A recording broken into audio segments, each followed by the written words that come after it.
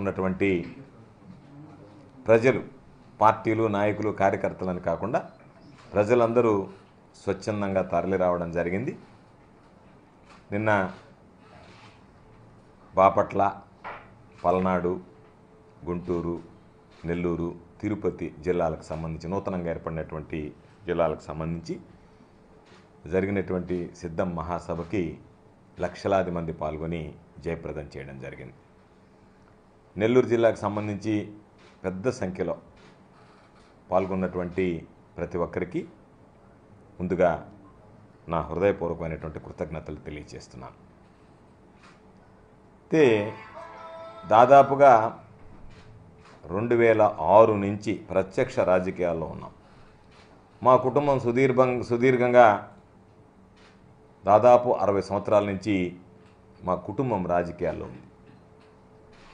అయితే ఎప్పుడన్నా ఏదన్నా ఒక సభకి జనాన్ని తరలించాలి అంటే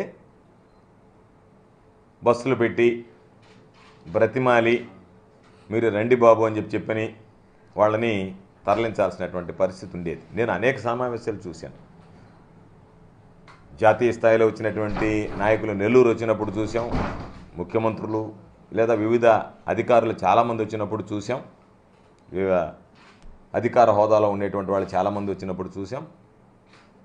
అయితే దాదాపుగా ఈరోజు మేదరమెట్ల అంటే నెల్లూరు జిల్లాకు సంబంధించి చాలా దూరం, 200 కిలోమీటర్లు దాదాపుగా కొన్ని నియోజకవర్గాలకి, తిరుపతి నియోజకవర్గానికి అయితే 300 పైచిలుకు కిలోమీటర్లు ఉండేటువంటి పరిస్థితి.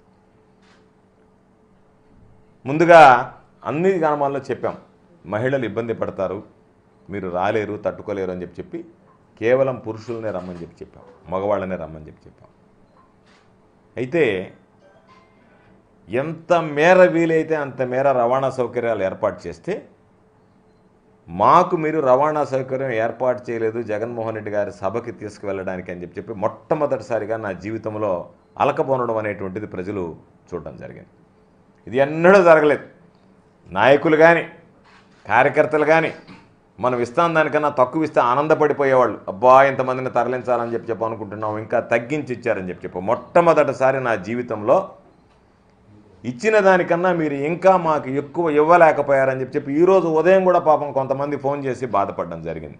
మేము సిద్ధంగా ఉన్నాం, కొన్ని దగ్గరలో అయితే మీరు వెళ్ళలేరు, 200 కిలోమీటర్ల పైచిలుకు కష్టం అని చెప్తే లేదు మేము కింద కూర్చొని వెళ్తాము అని చెప్పి బస్సులో కొంతమంది యువకులు నిలబడి వెళ్ళారు, కొంతమంది కింద కూర్చొని వెళ్ళారు.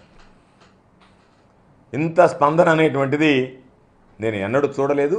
ఇది ప్రతి ఒక్కరికి తెలిసినటువంటి విషయం, ఈరోజు ప్రతి ఒక్కరు చర్చించుకునేటువంటి విషయం. గ్రామాలలో బస్సు వెళ్ళిన వెంటనే చెప్పినటువంటి వాళ్ళు కాకుండా చెప్పనటువంటి వాళ్ళకి కూర్చొని బస్సులు నిండిపోయాయి.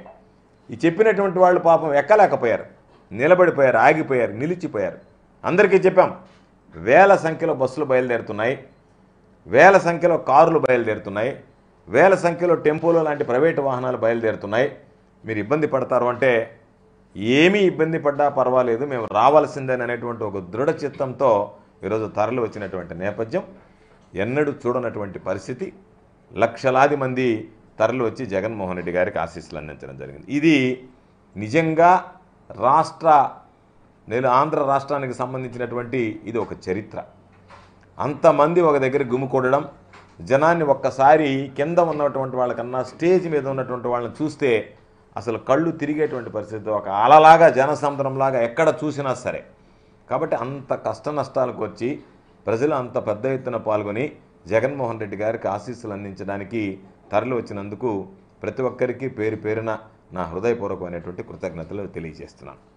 అయితే ఎందుకు జనం ఇంతమందికి రావడానికి కారణం అంటే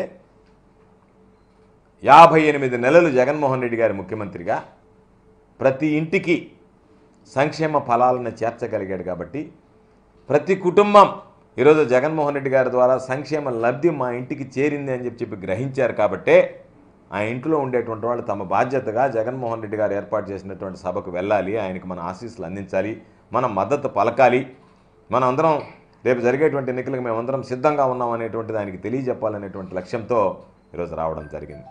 అంటే పథకాలు నేరుగా ఇంటికి చేరాయి, మనం నేరుగా ఇంటి గడప దాటి బయటికి వెళ్ళి జగన్మోహన్ రెడ్డి గారికి మన ఆశీస్సులు అందించాలనేటువంటి ఒక అరుదైనటువంటి ఆలోచనతో వచ్చే ప్రభుత్వం సొమ్ము ఇచ్చారు ఏముందనేటువంటిది కాకుండా పార్టీలకు అతీతంగా పార్టీలతో సంబంధం లేకుండా ఏ పార్టీకి చెందనటువంటి వ్యక్తులు కొంతమంది కరుడు కట్టినటువంటి తెలుగుదేశం పార్టీకి సంబంధించినటువంటి వ్యక్తులు వీళ్ళందరూ కలిసి బస్సులు ఎక్కి తరలి వెళ్ళారంటే దాని అర్థం ప్రతి కుటుంబానికి ఈరోజు లబ్ధి చేకూరింది కాబట్టి జగన్మోహన్ రెడ్డి గారు ప్రతి కార్యక్రమాన్ని ఇంటికి చేర్చాడు కాబట్టి ఆ ఇంటిలో ఉన్నటువంటి కుటుంబాలు జగన్మోహన్ రెడ్డి గారికి ఆశీస్సులు అందించడానికి బయటకు వచ్చాయి.